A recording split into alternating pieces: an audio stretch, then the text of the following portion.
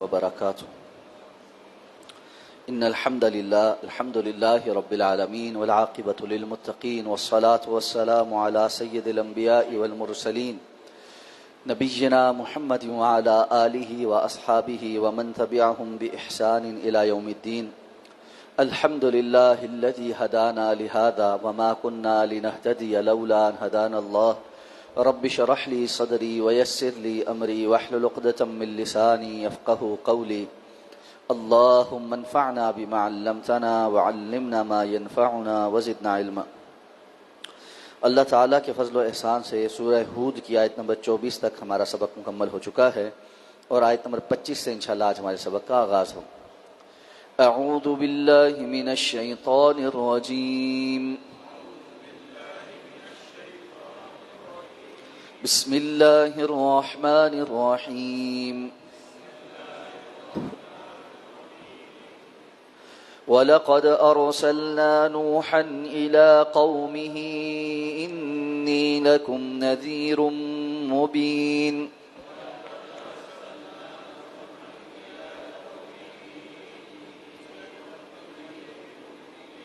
أَلَّا تَعْبُدُوا إِلَّا اللَّهَ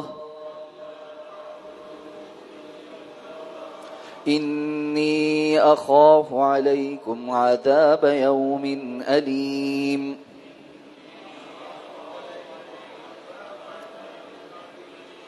فقال الملأ الذين كفروا من قومه ما نراك إلا بشرا مثلنا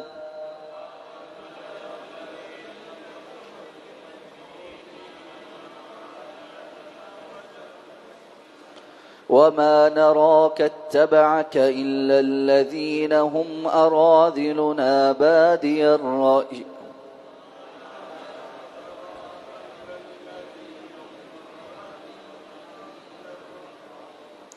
وما نرى لكم علينا من فضل بل نظنكم كاذبين.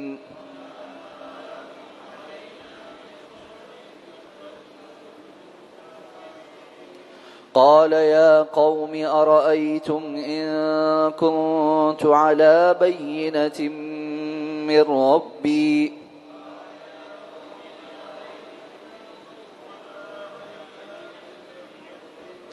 وآتاني رحمة من عنده فعميت عليكم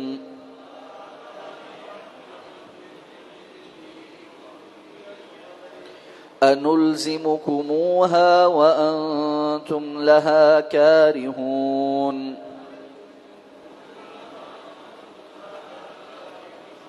ويا قوم لا أسألكم عليه مالا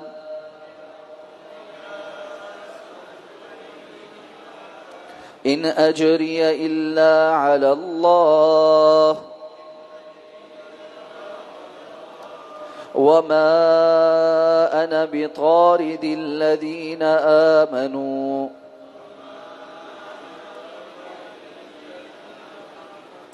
إنهم ملاقو ربهم ولكني أراكم قوما تجهلون.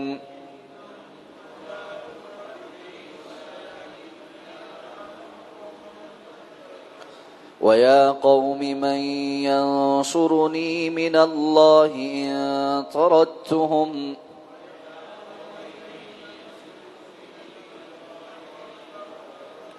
أفلا تذكرون. وَلَقَدْ أَرْسَلْنَا نُوحًا إِلَىٰ قَوْمِهِ اور بلا شبہ ہم نے نوح کو اس کی قوم کی طرف بھیجا. إِنِّي لَكُمْ نَذِيرٌ مُّبِينٌ بے شک میں تمہارے لیے صاف صاف ڈرانے والا ہوں. اللہ تعبدوا الا اللہ کہ تم اللہ کے سوا عبادت نہ کرو. انی اخاف علیکم عذاب یوم علیم اور بے شک میں تم پر ایک دردناک دن کے عذاب سے ڈرتا ہوں. فقال الملأ الذین کفروا من قومہ تو اس کی قوم کے ان سرداروں نے جنہوں نے کفر کیا کہا ما نراک الا بشرا مثلنا ہم آپ کو نہیں دیکھتے مگر اپنے جیسا ایک بشر. وما نراک اتبعک الا الذین هم اراذلنا، اور ہم نہیں دیکھتے ان لوگوں کے سوا کہ جنہوں نے آپ کی پیروی کی ہے کہ وہ ہم میں سے سب سے زیادہ رذیل ہیں. بادی الرأی، اور بڑی سطحی رائے والے. وما نرى لکم علینا من فضل، اور ہم تمہارے لیے اپنے اوپر کوئی برتری نہیں دیکھتے. بل نظنکم کاذبین، بلکہ ہم تمہیں جھوٹا گمان کرتے ہیں. قال، تو انہوں نے کہا، یا قومی، اے میری قوم، ارأیتم ان کنت علی بینۃ من ربی، کیا تم نے دیکھا کہ اگر میں اپنے رب کی طرف سے ایک بینہ پر، ایک واضح دلیل پر ہوں، وآتانی رحمۃ من عندی، اور اس نے مجھے اپنے پاس سے بڑی رحمت عطا فرمائی ہو، فعمیت علیکم، اور وہ تم پر مخفی رکھی گئی ہو، انلزمکموہا، اور ہم کیا زبردستی تم پر اسے تھوپ دیں گے، وانتم لہا کارہون، جبکہ تم اسے ناپسند کرنے والے ہو. ویا قوم، اور اے میری قوم، لا اسألکم علیہ مالا، میں تم سے اس پر کسی مال کا سوال نہیں کرتا. ان اجری الا علی اللہ، میری مزدوری اور میرا اجر اللہ کے سوا کسی پر نہیں. وما انا بطارد الذین آمنوا، اور میں ان لوگوں کو دور ہٹانے والا نہیں جو ایمان لائے ہیں. انہم ملاقو ربہم، یقیناً وہ اپنے رب سے ملنے والے ہیں. ولکنی اراکم قوما تجہلون، لیکن میں تمہیں ایسے لوگوں میں دیکھتا ہوں جو جہالت برتتے ہیں. ویا قوم، اور اے میری قوم، من ینصرنی من اللہ، اللہ کے مقابل کون میری مدد کرے گا، ان طردتہم، اگر میں انہیں دور ہٹا دوں. افلا تذکرون، تو کیا تم نصیحت حاصل نہیں کرتے. گزشتہ آیات میں اللہ رب العزت نے نیک اور بد لوگوں کا موازنہ کر کے یہ فرمایا کہ جس طرح اندھا اور بہرا شخص اور دیکھنے والا اور سننے والا شخص برابر نہیں ہوتے، اور یہ دو مثالیں آپس میں برابر نہیں ہیں، بالکل اسی طرح اللہ کے ہاں نیک اور بد برابر نہیں، لیکن تم نصیحت نہیں پکڑتے. رسول اللہ صلی اللہ علیہ وسلم کو مشرکین مکہ سے جس قسم کے رد عمل کا سامنا تھا اور جس طرح کی باتیں وہ گھڑتے تھے، اللہ تعالی نے ان کے سامنے گزشتہ اقوام کے واقعات اور قصے جو انہوں نے اپنی انبیاء کے ساتھ برتے تھے مختلف جگہوں پر قرآن میں جا بجا بیان کیے. یہاں پر بھی اب یہ سلسلہ شروع ہو رہا، اور اس سورہ کے آخر تک مختلف انبیاء کا اپنی قوم کے ساتھ جو مکالمہ ہے، اور قوم نے جو بہانے تراشے تھے یا جو الزام لگائے تھے، اور جس سے ملتے جلتے بہانے اور الزامات الفاظ کے ہیر پھیر کے ساتھ مشرکین مکہ بھی لگاتے تھے، اللہ تعالیٰ نے ان سارے بہانوں اور الزامات کی حقیقت کھول دی. تو سب سے پہلے حضرت نوح علیہ السلام کا تذکرہ. معلوم ہے حضرت نوح علیہ السلام کی قوم وہ پہلی قوم تھی جس کے اندر شرک باقاعدہ طور پر رائج ہو گیا تھا، اور انہوں نے بتوں کی عبادت شروع کر دی تھی. حضرت نوح علیہ السلام اور آدم علیہ السلام کے درمیان 1000 سال کا فرق ہے. نوح علیہ السلام کی قوم کے پاس جو شرک موجود تھا، رسول اللہ صلی اللہ علیہ وسلم اس کی تفصیل احادیث میں بیان کی ہے کہ ان کے کچھ بزرگ جو نیک لوگ تھے جب وہ فوت ہو گئے تو شیطان نے اگلوں کو کہا کہ تم تو ان جیسے نیک نہیں ہو، اس لیے تم ایسا کرو کہ ان کی کچھ تصویریں، کچھ یادگاریں بنا کے اپنے پاس گھر میں رکھ لو. جب کبھی تم ان تصویروں کو، یادگاروں کو دیکھو گے تو تمہیں اللہ یاد آئے گا. انہوں نے ایسا کیا. اس سے اگلی نسل جب آئی تو شیطان نے ان کو کہا کہ تمہارے بڑے تو بڑے نیک تھے اور ان کے بڑے اس سے بھی نیک تھے، تو یہ جو بڑوں کی تصویریں وغیرہ انہوں نے بنا کر رکھی تھیں، وہ وقتاً فوقتاً ان کو نکال کے دیکھتے تھے، ان کو اللہ یاد آتا تھا. تم تو اس قابل نہیں ہو، تم اب اس یاد دہانی کے لیے ان تصویروں کو آویزہ کرو، معلق کرو. اس سے اگلی قوم آئی تو اس کو نسل کو یہ سمجھایا کہ جی تمہارے بڑے ان تصویروں کی بڑی تعظیم کرتے تھے اور ان کے آگے جھکتے تھے، اور یہ اللہ کے بڑے مقرب لوگ ہیں، تمہاری ان تک اور ان کی اللہ تک. اور اس سے اگلی نسل کو یہ سکھایا کہ یہ جو بت ہیں یہی کرتے دھرتے ہیں. قرآن مجید نے ان کے بڑے بتوں کے نام ذکر کیے ہیں، یغوث، یعوق، نصر، ود. یہ سارے بت انہوں نے جو ہے رکھے ہوئے تھے، اور ان میں سے ہر ایک بت کے مختلف خصائص بنائے ہوئے تھے. کوئی بارش برساتا تھا، کوئی بگڑیاں بناتا تھا، کوئی اولادیں دیتا تھا، کوئی رزق دیتا تھا، کوئی دشمن سے بچاتا تھا. غرض ہر کسی کے لیے انہوں نے علیحدہ علیحدہ صفات رکھی تھی کہ یہ صفات اس کے اندر پائی جاتی. اس طرح آہستہ آہستہ بتدریج شیطان نے نسلوں کو وسوسے ڈال ڈال کے شرک کے اوپر لگایا تھا. اور یہی وہ شرک تھا جو مشرکین مکہ بھی کرتے تھے. مشرکین مکہ انہوں نے 360 جو بت رکھے ہوئے تھے ان کے متعلق یہ کہتے تھے ہم ان کی عبادت تھوڑی کرتے ہیں، ہم تو ان کے سامنے نظر نیاز ساری اس لیے کہتے ہیں الا لیقربونا الی اللہ زلفا، کہ یہ ہمیں صرف اللہ کے قریب کر دیتے. جس طرح مکان کی چھت پر بندہ ڈائریکٹ نہیں جا سکتا، اس کو سیڑھی کی ضرورت ہوتی ہے. جس طرح بادشاہ کے پاس بندہ ڈائریکٹ نہیں جاتا، اس کے وزیروں کی اور اس کے مشیروں تک رسائی کی ضرورت ہوتی ہے. بالکل اسی طرح اللہ تو شہنشاہ ہے، بڑا بادشاہوں کا بادشاہ ہے، اس تک ہر کسی کی براہ راست کوئی رسائی تھوڑی ہے. اللہ تک پہنچنے کے لیے سیڑھیوں کی ضرورت ہوتی ہے، وسیلوں کی ضرورت ہوتی ہے. اور اس لیے ہم بزرگوں کے پاس جاتے ہیں، ان کی قبروں پر جاتے ہیں، ان بزرگوں تک ہماری بات پہنچتی ہے. اور یہ آگے اللہ کے بڑے مقرب ہیں، اللہ نے ان کو اختیار دیا ہوا ہے. دیا ہوا اللہ نہیں ہے، بس یہ اختیار اب ان کے پاس ہے. اس لیے اللہ رب العزت نے ان کو مقرر کیا ہے. دنیا میں کبھی جو ہے نا وہ 21 کتب ہوتے ہیں، 21 ابدال ہوتے ہیں، 7 کتب ہوتے ہیں، ایک غوث اعظم ہوتا ہے، اور اللہ کی ساری بادشاہی انہی کے ہاتھ میں ہے، اور وہ ہی سارا کچھ سنبھالتے ہیں اور دنیا کا نظام چلاتے ہیں. یہ تدبیری اور تکوینی امور سارے کے سارے اللہ نے ان کے سپرد کیے ہوئے ہیں. اللہ فرماتے ما انزل اللہ بہا من سلطان، اللہ نے ان میں سے کسی چیز کے بارے میں کوئی دلیل نازل نہیں کی. تو شرک کا جو وہم ہے نا، وہ تب سے لے کر آج تک اس کا بیانیہ ایک ہی ہے. اور یہ بیانیہ شروع ہوتا ہے غلو، حد سے بڑی ہوئی محبت اور عقیدت سے. اندھی محبت اور عقیدت انسان کو اس مقام پر لا کھڑا کرتی ہے کہ وہ اپنے بڑوں کو اللہ رب العزت کے مقابل لا کھڑا کرتا ہے. یہی وجہ ہے قرآن نے یہ بھی کہا ہے کہ اتخذوا احبارهم ورهبانهم اربابا من دون اللہ، انہوں نے اپنے احبار اور رہبان، یہود و نصارہ کے جو علماء ہوتے تھے ان کو احبار رہبان وہ کہتے تھے، ان کو اللہ کے سوا رب بنا لیا ہے. اللہ کے رسول صلی اللہ علیہ وسلم سے کہا کہ اللہ کے رسول ہم تو ان کو رب نہیں مانتے تھے. آپ نے فرمایا کیا وہ جس چیز کو حلال کہتے تھے تم حلال نہیں سمجھتے؟ جس چیز کو حرام قرار دیتے اس کو تم حرام نہیں قرار دیتے تھے؟ انہوں نے کہا ایسا تو تھا کہ ہم خود تو کوئی تحقیق نہیں کرتے تھے، نہ دین پڑھتے تھے نہ کچھ تھے، حلال حرام کے سارے فیصلے ہم نے ان کے ذمے چھوڑے ہوئے تھے. جو حلال یہ بتاتے تھے ہم حلال سمجھ لیتے تھے، جس کو حرام کرتے تھے ہم حرام سمجھ لیتے تھے. اللہ کے رسول نے فرمایا یہی رب بنانا ہے. تو یہی آج بھی امت کا حال ہے. اور آج بھی شرک کے اندر مبتلا ہونے والے جو فیکٹرز ہیں ان میں سب سے سر فہرست یہی غلو والی محبتیں ہیں. اور جب ان غلو والی محبتوں کے اوپر سوال اٹھایا جائے تو ہر دور میں یہی رہا ہے کہ جو شرک کے اندر مبتلا رہے وہ دوسروں کے اوپر الزام لگاتے رہے. وہ مصلحین کو پسند نہیں کرتے تھے، وہ گستاخی کے فتوے، وہ اور قسم کے الزام لگانا شروع ہو جاتے تھے. تو حضرت نوح علیہ السلام نے اپنی قوم کو کہا کہ میں تو تمہیں کھلم کھلا ڈرانے والا بنا کر بھیجا گیا ہوں، اور دعوت ایک ہی ہے اللہ کے سوا کسی اور کی عبادت نہ کرو. یہ جو تم نظر نیازیں ان کو دیتے ہو، جو تم ان کے سامنے جھکتے ہو، جو تم غیر اللہ سے دعائیں مانگتے ہو اور ان کے حاجت روا اور مشکل کشا ہونے کے عقیدے کے قائل ہو، یہ ساری باتیں صرف اللہ کے لیے خاص ہیں، اللہ کے سوا کسی اور کے لیے نہیں ہیں. انی اخاف علیکم عذاب یوم علیم، اگر تم اسی طرح کی روش پر رہے تو مجھے ایک دردناک دن کے عذاب کا تمہارے بارے میں ڈر ہے. وہ دنیا میں بھی ہو سکتا ہے اور آخرت کا تو یقینی طور پر ہے.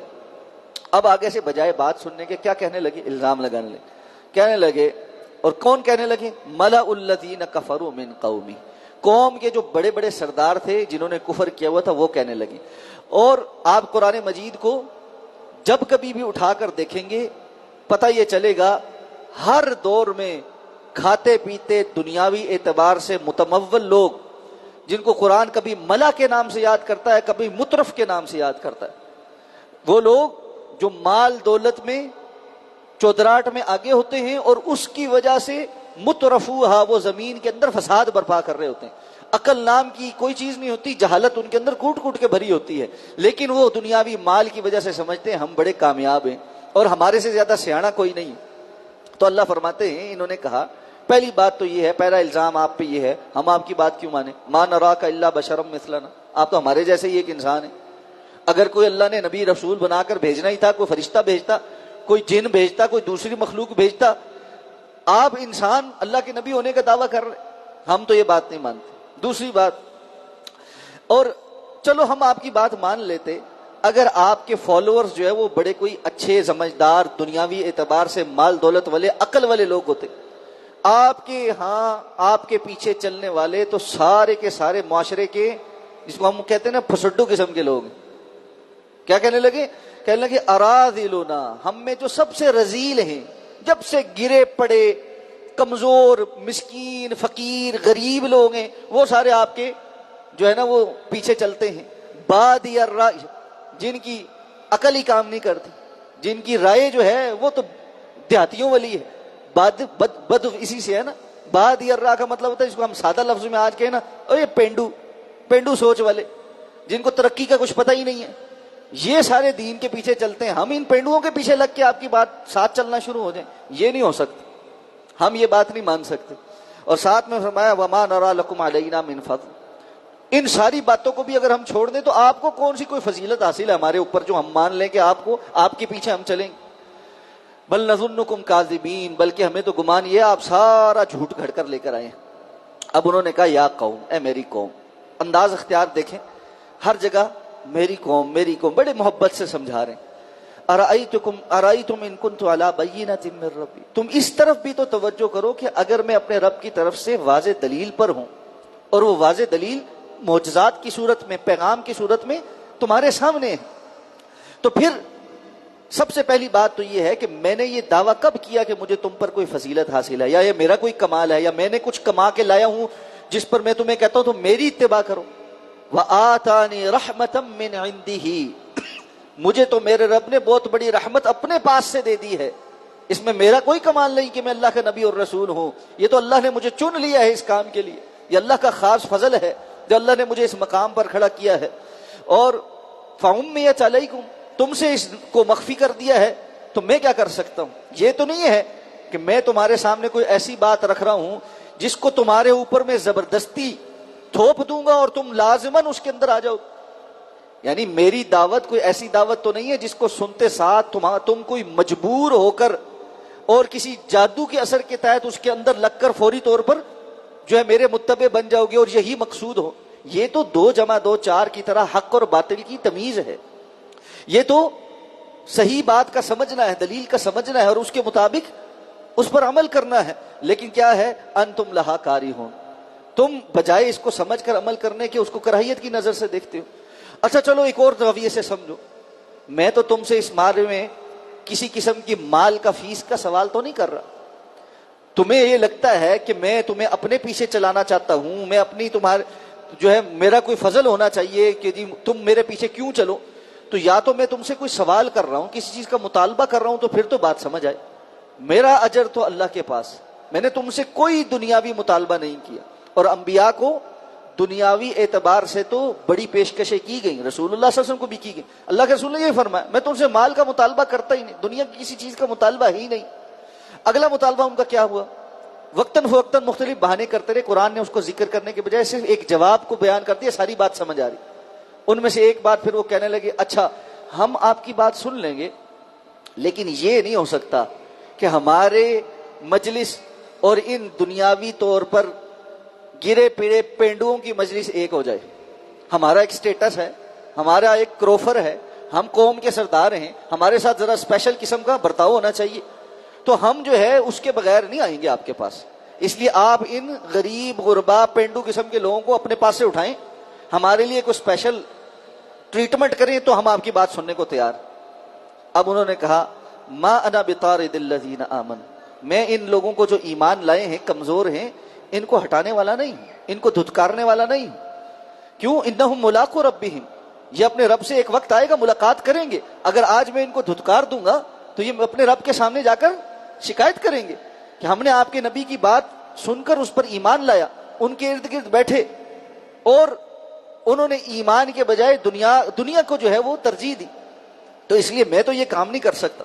وَلَٰكِنِّي أَرَاكُمْ قَوْمًا تَجْهَلُونَ، لیکن ایک بات ضرور ہے، میں تمہیں جہالت والی قوم پاتا ہوں۔ یہ جو سوچ ہے کہ ہمارے اور کسی اور کے درمیان فرق ہے، اور وہ فرق اس بنیاد پر ہے کہ میرے پاس پیسے ہیں اور دوسرے کے پاس پیسے نہیں، میں ہائی سٹینڈرڈ اور جو ہے نا سوسائٹی کا بندہ ہوں اور یہ ذرا میڈیوکر ہے یا یہ جو ہے نا غریب غربا سے اور پینڈو علاقے سے تعلق رکھتا ہے، اس کے اندر ویسے مینرز نہیں ہیں جیسے ہمارے اندر موجود ہیں، یہ کھانا کھاتے ہوئے ویسے چھری کانٹا نہیں پکڑ سکتا جیسے ہم پکڑتے ہیں، یہ زبان سے الفاظ بولتے ہوئے ویسے منہ ٹیڑھا کر کر کے الفاظ نہیں ادا کر سکتا جیسے ہم کرتے ہیں.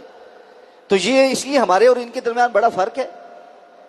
حضرت نوح علیہ السلام نے کہا میں تمہارے اندر یہ جہالت دیکھتا ہوں. یہ تو جہالت کی باتیں ہیں کہ انسان اپنے اور دوسرے کے درمیان ان چیزوں کی وجہ سے فرق سمجھے. قرآن نے اسی لیے کہا ہے انا خلقناکم من ذکر و انثی وجعلناکم شعوبا وقبائل لتعارفوا ان اکرمکم عند اللہ اتقاکم. تمہیں تو ایک آدم اور ایک حوا سے اللہ نے پیدا کیا ہے، تمہارے مختلف گروہ اور قبیلے تو تعارف کے لیے بنائے ہیں. عزت دار اللہ کے ہاں تو وہ ہے جو زیادہ تقوی والا ہے. مال سے عزت نہیں ہے، عزت تقوی سے ہے. تو انہوں نے کہا اگر میں تمہاری یہ بات مانوں گا تو ہوگا کیا؟ من ینصرنی من اللہ ان طردتہم، اگر میں نے آج ان کو دھتکار دیا تو اللہ کے مقابل میرا مددگار کون ہوگا؟ میں تو اللہ کے سامنے جواب دہ ہوں. یہاں یہ بات سمجھ لینی چاہیے، وہ بڑے بڑے لوگ جو بظاہر دین کے دعات ہیں اور اپنے ارد گرد ہٹو بچوں کی آوازوں کے ساتھ ہی سارا ٹائم اٹھتے بیٹھتے اور ان کا ایک خاص کروفر ہے اور کوئی بندہ جو ہے غریب آدمی ان کے ساتھ بیٹھ نہیں سکتا، بات نہیں کر سکتا، ارد گرد اتنے پیرے بیٹھے ہوئے ہیں اور وہ سمجھتے ہیں کہ وہ دین کے دائی ہیں اور ان کو ان معاملات میں اللہ کا کوئی خوف نہیں آتا، کوئی ڈر نہیں آتا. ان کو حضرت نوح علیہ السلام کی یہ بات پلے باندھنی چاہیے اور مجھے بھی اور آپ کو بھی پلے باندھنا چاہیے.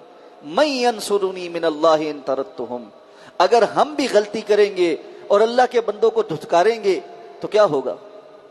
کون ہے جو اللہ کے مقابل ہماری جو ہے نصرت کرے گا، ہماری مدد کرے؟ اب ہمارے ہاں بڑا فرق ہے ان چیزوں میں. اللہ ہم سب کو ہدایت عطا فرمائے. کوئی دنیاوی اعتبار سے تگڑا بندہ آ کر مسجد بیٹھ جائے تو سارے جو ہے نا انتظامیہ مسجد کی اور خادمین بھی اور سارے لوگ وہ انتظار کرتے رہیں گے، جی اب یہ بندہ اٹھے گا، پھر بتی بند ہوگی، پھر انتظار ہوگا، یہ جس ٹائم اٹھ کے جائے گا تو جائے گا.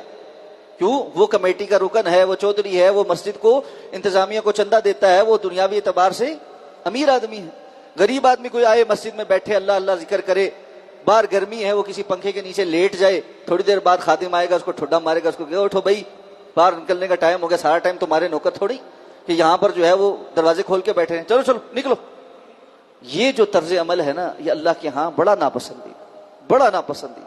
ہمیں بہت شدت کے ساتھ اپنی اصلاح کرنے کی ضرورت ہے کہ جو بندہ اللہ کے گھر میں آیا ہے وہ اللہ کا مہمان ہے، اور وہ کون ہے ہمیں اس سے قطع نظر یہ دیکھنا ہے کہ وہ اللہ کا مہمان ہے. وہ جب تک اللہ کے گھر میں بیٹھا ہے وہ بیٹھا ہے.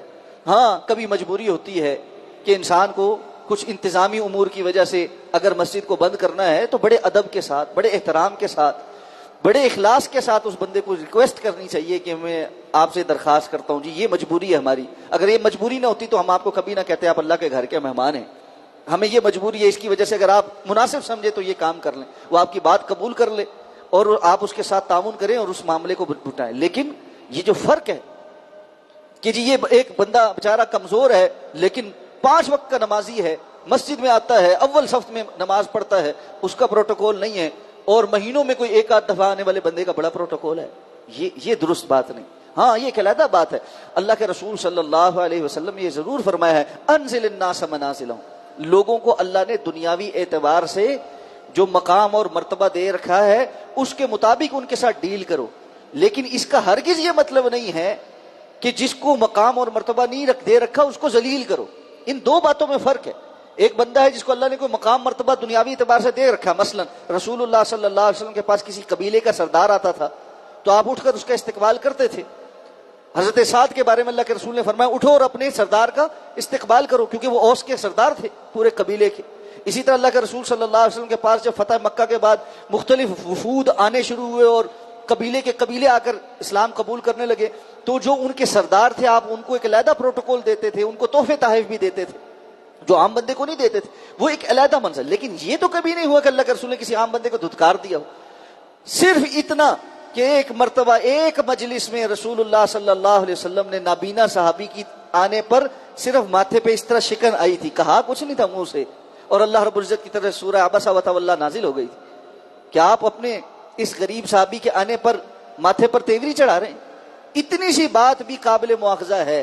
اس لیے اسلام کی دعوت کو آگے پہنچانے یا کچھ لوگوں کی دینی خدمات کی وجہ سے ان کے دنیاوی جو منصب اللہ نے ان کو عطا کیا اس کی تکریم کے طور پر ان کا خیال کرنا، یہ ایک علیحدہ چیز ہے، لیکن کسی غریب آدمی کو دھتکار دینا، اس سے محبت، دلی محبت نہ کرنا، اس کو جو ہے نا کمتر سمجھنا، یہ بالکل ایک جہالت ہے۔ اس لیے نوح علیہ السلام نے کہا میں تمہیں جاہل قوم کے طور پر دیکھتا ہوں، اور اگر میں ایسا کروں گا تو میں اللہ رب العزت کے ہاں کیا جواب دوں، میرا کون مددگار ہوگا؟ افلا تذکرون، کیا تم اس معاملے میں نصیحت نہیں پکڑتے؟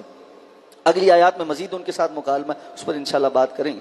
سبحانک اللہم و بحمدک، نشہد ان لا الہ الا انت، نستغفرک و نتوب۔